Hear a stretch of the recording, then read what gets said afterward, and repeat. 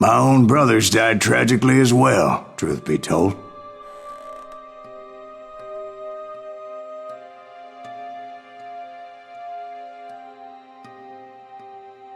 It was 1868, and me and my older brothers were pulling a tidy profit running cattle into Juarez, Mexico.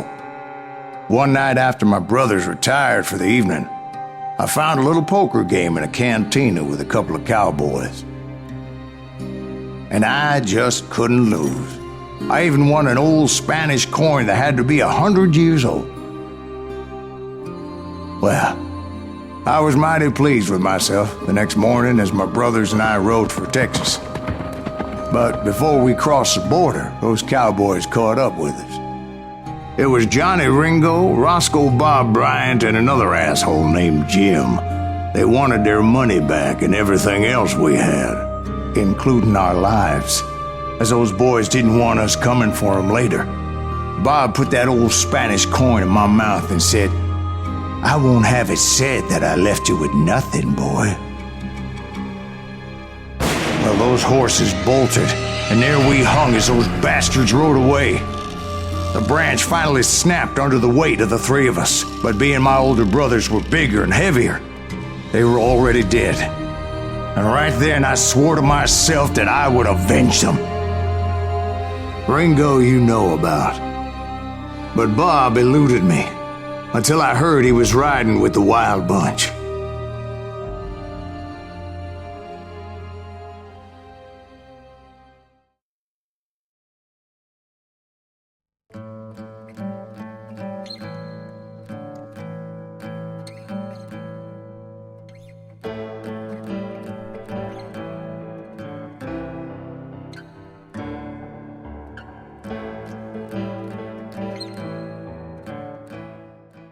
I'd been on their trail for months, ever since they left their hideout in the Bighorn Mountains.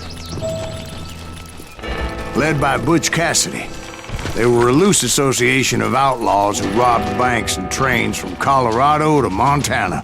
Among them was the Sundance Kid, and that murderous hombre I was tracking, Roscoe Bob Bryant.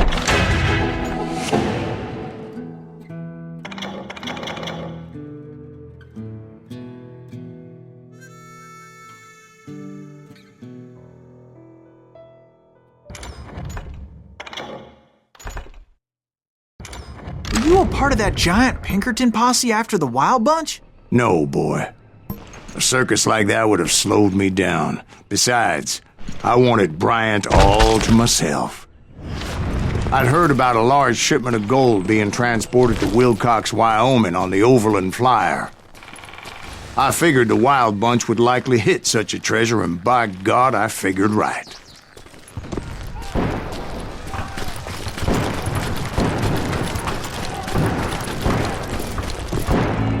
They blew the bridge with the intention of forcing the train to stop. Well, I assumed the Wild Bunch was likely in the still intact part of the train high above.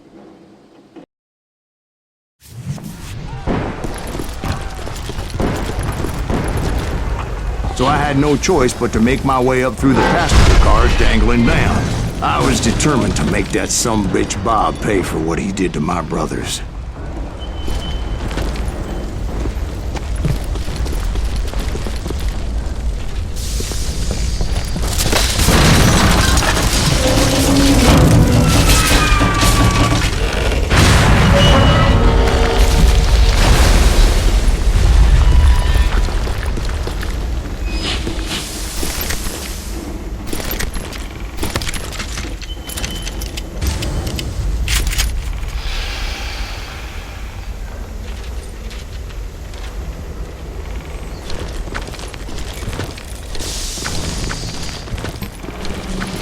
Ears are still ringing from blowing up that bridge. What'd you say? I can't hear a goddamn thing. Well, I made my way off unscathed and came upon a few members of the gang and had no choice but to dispatch them. From there, I had to negotiate an even more precarious route.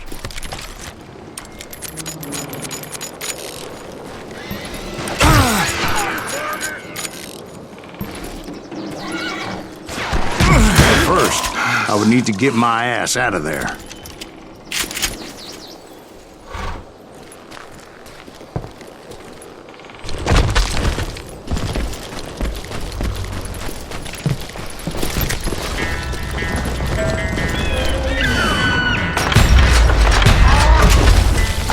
From the frying pan into the fire as the train was clearly fixing to fall. I had found the gang, but in order to find old Bob, I needed to fight my way forward past a whole passel of desperados.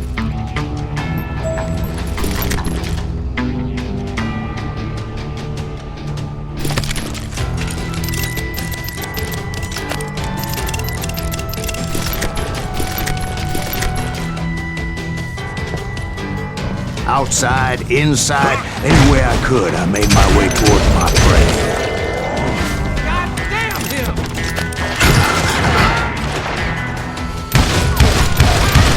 Well, what about the passengers? It was mostly a freight train, as I recall. There were no passengers aboard that day.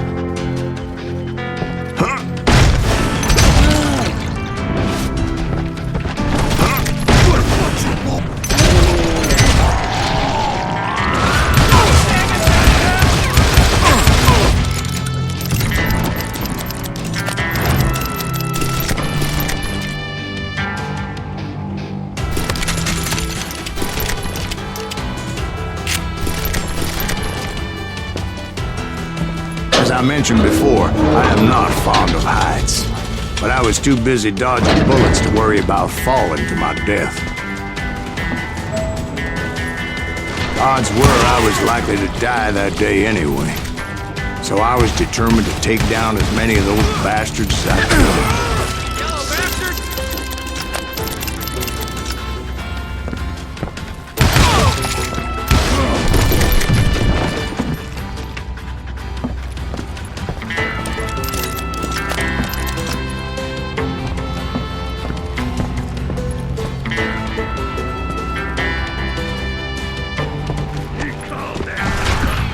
It was like shooting ducks in a shooting gallery. The only difference is these damn ducks shot back.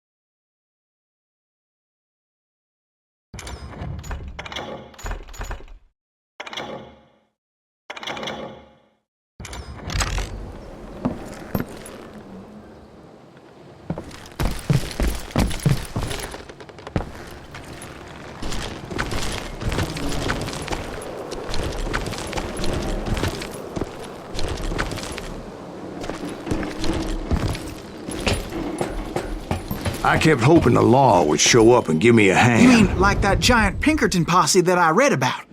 Did they come riding in, guns a-blazing to help?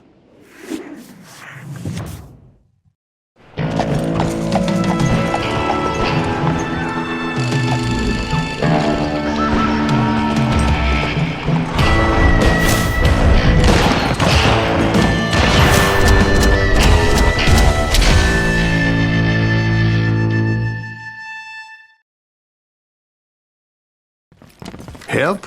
From the Pinkertons? No, son. I had to fight the wild bunch all by my lonesome, as usual. Who the hell is that?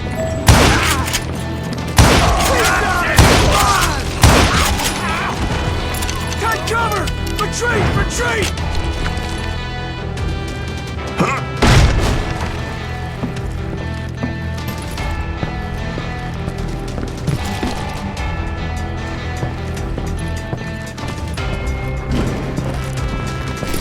Everybody! They'll kill us all!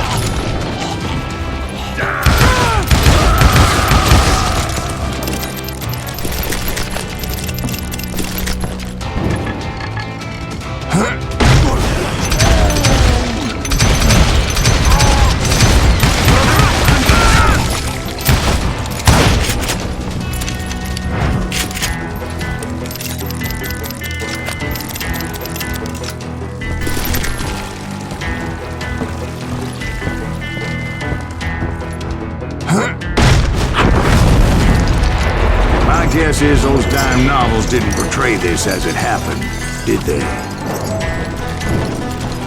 Only a few stragglers were left. I had to cut them down pronto if I was going to stay on old Bob's trail.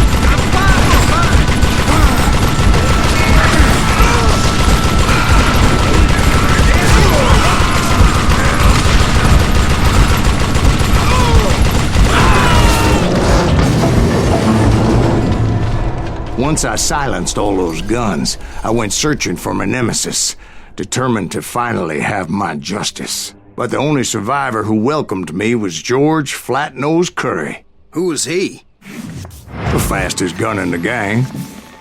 Right after Sundance, I mean. And Kid Curry, and maybe Elsie Lay. Though some folks might dispute that.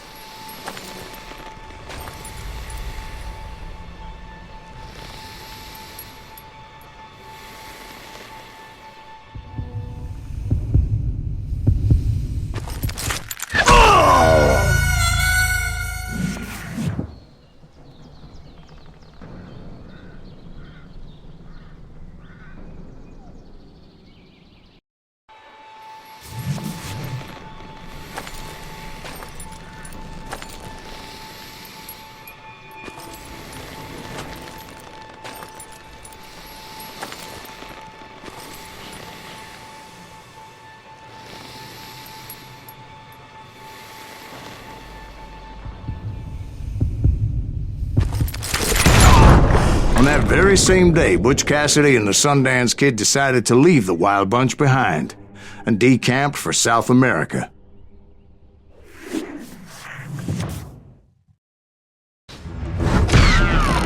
They ended up living down there for many years, but I'm sure you already know all about that.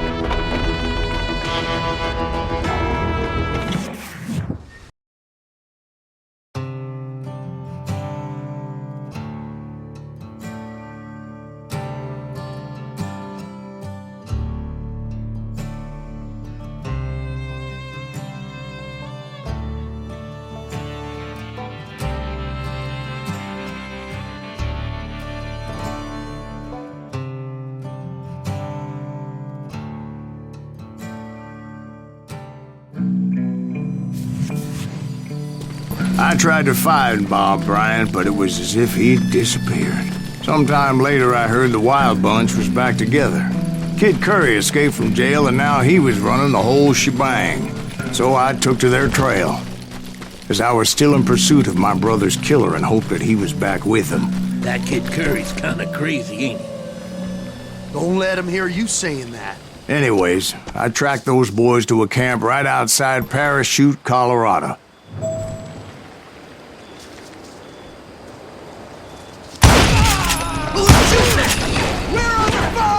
Being outnumbered, I didn't bother with a warning shot.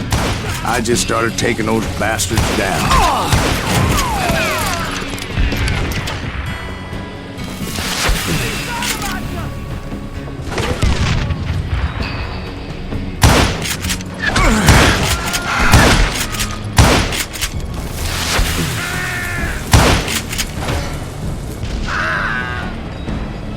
I'm ending you.